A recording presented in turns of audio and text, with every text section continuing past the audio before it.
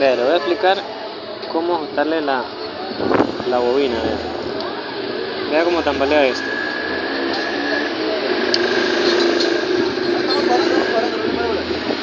¿Ve? Está flojísimo.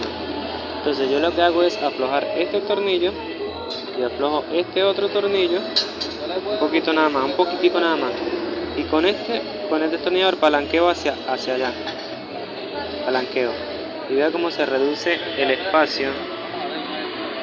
Este espacio se reduce, vea, yo voy a palanquear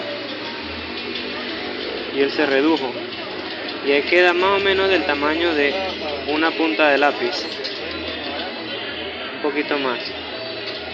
Si yo veo que yo lo pegué mucho, lo tiré mucho y él se pega mucho, queda muy apretado, ahí quedó muy apretado, entonces tengo que soltarlo acá, lo palanqueo al revés, al contrario, voy a palanquearlo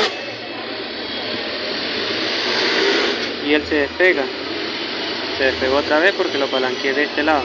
Entonces yo lo voy a palanquear acá y lo voy a reducir y él queda así, más o menos debería quedar.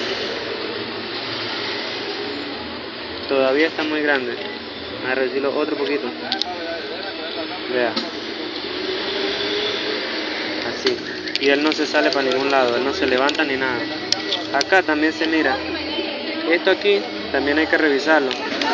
Si esto está levanta mucho, para arriba y para abajo, si él sube para arriba y para abajo, quiere decir que esto está muy arriba. Entonces yo lo que hago es golpearlo hacia abajo, aquí, lo golpeo pam pam pam pam pam con un martillo. Pero ahorita en este caso no es necesario.